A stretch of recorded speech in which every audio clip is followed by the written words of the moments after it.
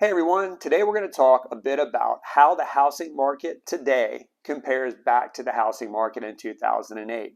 A lot of times we have people that are drawing comparisons between the two, and I'm going to tell you the reasons why that is not an accurate comparison to make.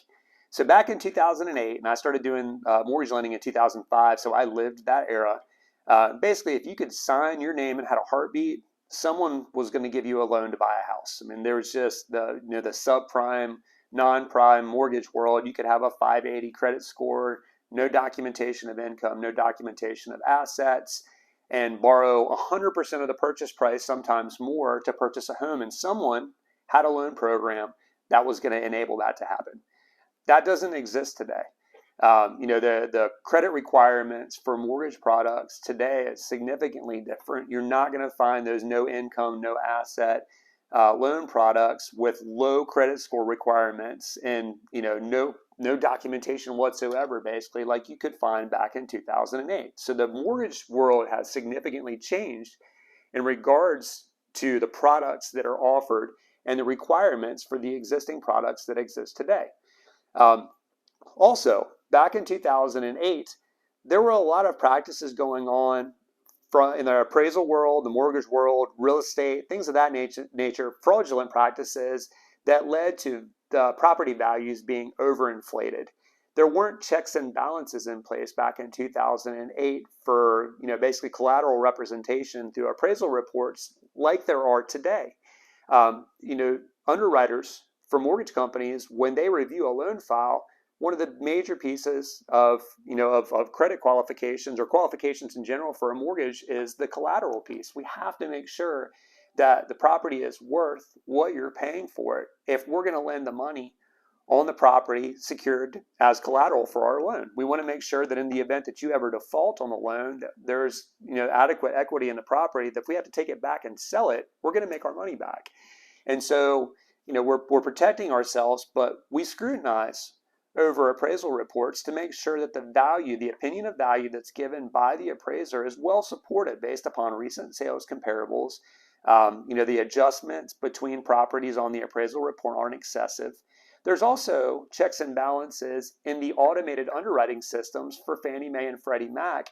When you run a loan file through that automated underwriting system, it's going to analyze the property address when you run that file through, and if it finds that the value indicated for that property address is excessive based upon recent sales, it's going to flag it for excessive value. And that typically means that a lender is going to have to dig in further. They may have to get a second appraisal or a desk review of the appraisal report to make sure that the opinion of value is accurate based upon the information provided.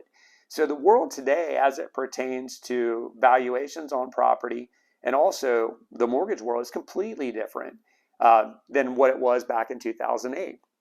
Also, the major reason why property values and prices have continued to go up over the course of the last couple of years all has to do with supply and demand. Again, law of economics, I've mentioned this before, when you have a high level of demand and a very low amount of supply, it's going to drive prices and values up.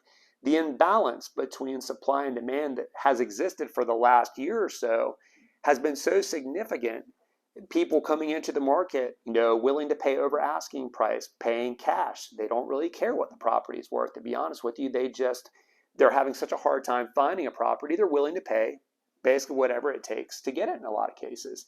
And that drives, when you have somebody that comes into the market like that, you've now got a sales comparable that's sold above asking. That supports a higher value and purchase price for other comparable properties moving forward.